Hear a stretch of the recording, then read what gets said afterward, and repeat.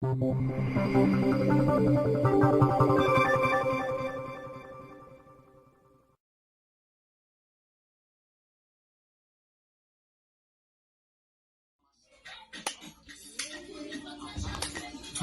we shall be talking about democracy in Nigeria.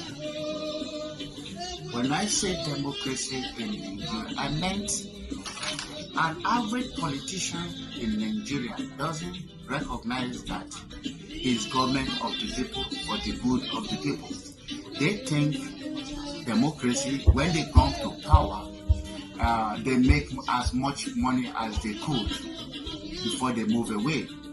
But in the real sense, democracy could be regarded as a control of an organization or group by the majority of its members. Simply means power of the people. An average politician in Nigeria doesn't seem to realize that politics or democracy itself is government of the people for the good of the people. Most politicians that goes into power today in Nigeria, they are only coming there for the sake of wanting to make money. But that is not the concept of democracy. Democracy is the government of the people for the good of the people. When they come to power, if they are living at Ebute Metta before, you see them move away from Ebute Metta and now migrate to Lekki, that's Lekki phase 1. You start asking yourself why. You are there to represent the public. Why are you moving away from those who elected you into power, assuming that you are coming to do the right thing for them? But unfortunately, you moved away simply because you are now a politician, or simply because you have been elected by these same people you are trying to disappoint. Nigeria have to change that concept. Check thoroughly before you elect people to power or elect people to serve you. Because for you to elect people to serve you, indirectly you must have known they are in and out. Not simply because they are wanting to give you money. Because the money they will give you is not enough for you to sustain yourself for 4 years. It's not enough for you to have a good road in Nigeria, or for you to have electricity in Nigeria, for you to have a proper infrastructure in Nigeria. These are what we vote for abroad. But an average Nigerian will vote for the sake of travel. When we say travel, they say, oh, I am from Yoruba, like one of their politicians recently said, Emilokon. How can a politician come to the public and say that he is the next person in turn? So indirectly, they are telling you that they share the ruling among themselves. But does an average Nigerian know this? We need a leader that is strong, that can put a good system in place. When we do not have a strong leader in a democratic system of government, then it is meaningless, because that government has no power. Everybody can see from Buhari concept now. They clamor for Buhari. Buhari has come and is about to leave next year now. Can one single person tell me what he has achieved? He worked upon what Jonathan have left behind, because those were the contract he was still fulfilling. The contract they signed with the Chinese, they have to finish it because they can't stop, because Chinese did not give them the money directly. Chinese is executing the contract themselves with their own engineers. This is why Nigeria could not get away with it. Previously, when they award contract, the person awarding the contract want a cut 15%. The other one want 10%. The other one want 10%. By the time you take 10, 15, 10 away from the 100%, what is left for the contractor to do the job? This is one thing you see in Nigeria that make most contractors not to complete their job, because they do a porous job. Look at the construction of road, which Julius Berger has been doing for the past 10 years, still uncompleted. Start asking yourself a serious question. Why is a major road that is not even up to 45 kilometers have not been completed for 10 years. It is very strange.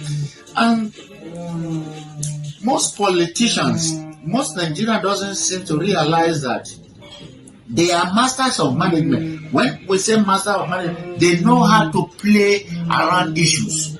They promise you heaven and earth. But an average Nigerian needs to be going into the critical thinking. This man promised the same 4 years ago. Nothing was achieved.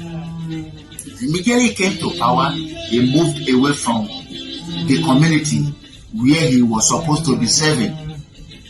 Because every senator, every House of Reps should have a surgery where they attend to people of the community.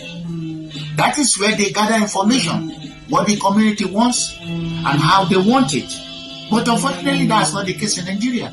An average Nigerian politician will not snub those that voted them into power. And they think they are above the rule of law. And that is exactly what is happening today.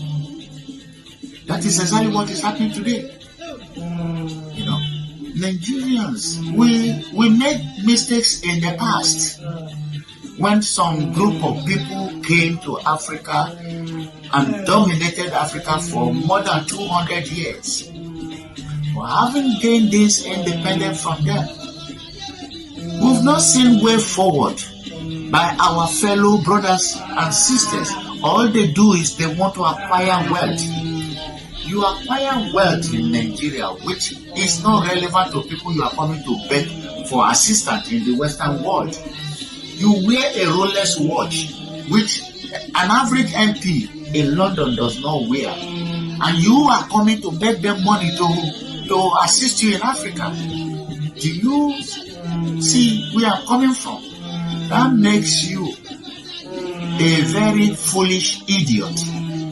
You are begging for help, but you are living above your means, where you are coming from. And you want those who are saving theirs to come and assist you. Where on earth is that done? These are things an average Nigerian should be thinking. Since we gained our independence in 1960, leaders upon leaders have come to play. How many of them can we pinpoint that they have really done something you can say in Nigeria?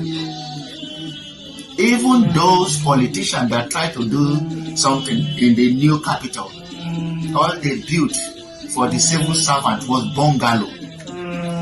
A society that is growing, do you build bungalows?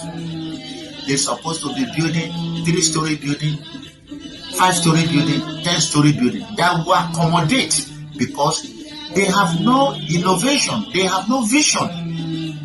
Because when you employ 10,000 and you build 2,000 houses for civil servants, then where are you going to put the rest? The whole Western world, they all have what we call social housing. Why couldn't Nigeria, when they were making money from 1970 to 1980, there was a lot of money in Nigeria. Instead of that investing, they do Festac. Even when you go to Festac now, it's like a rubbish dump. The building has not been painted for the past donkey years. But someone must have collected the money for renovation. But a particular person kept the money to themselves. How long will this go on? So we need to have a rethink what society we are building for our children. Is it a society where 5% of the population are very rich, while the rest resort to armed robbery or yahoo, what you people call 419? It's not on. You can see the orientation of Nigeria, even when they are stealing. They are proud to tell people they are stealing. A good example is Hash Puppy, or what they call him, that was living in Dubai and now languishing in American jail in US. You are stealing from people, but you are poking people's nose. You are stealing from. You are poking their nose in it, telling them that, oh, you can't do anything. This is the thing that Nigeria is going through. The politicians are the same. Because they think they are doing the right thing. While they are destroying the nation. We do not have two Nigeria. We only have one Nigeria. And that one Nigeria, some people lost their life for it during the Nigerian Civil War. But all these useless politicians that came to play now, and many of them realized that why we fought civil war that ended 1970. Is it not because of one Nigeria? Is that one Nigeria still holding? Well, it's about time we do away with travel rather than saying, oh, we are Nigerians. Well, I don't want to know where you are from, whether you are from Imo or you are from Benin, or whether you are from Kaduna. You are from Nigeria, but the northern part of Nigeria. And those that come from former Middle East, we say, I'm from the Middle East. Or I'm from the this, rather than distributing what is not supposed to be distributed, creating enmities, creating problems. Most politicians are the creator of these thugs, because when the election comes, they give them money, and this useless idiot fight to the end. While the politician children are not fighting, they are all in London, they are all in US, enjoying their life. Even when their father died, they will not even cry because their father have left them a bunch of Nigerian resources for them to live on till the rest of their life. But the idiots called out in Nigeria will be fighting for a politician simply because that politician has given them maybe $1,000 to kill themselves. $1,000. If you are educated, it's a thing you earn here in a week.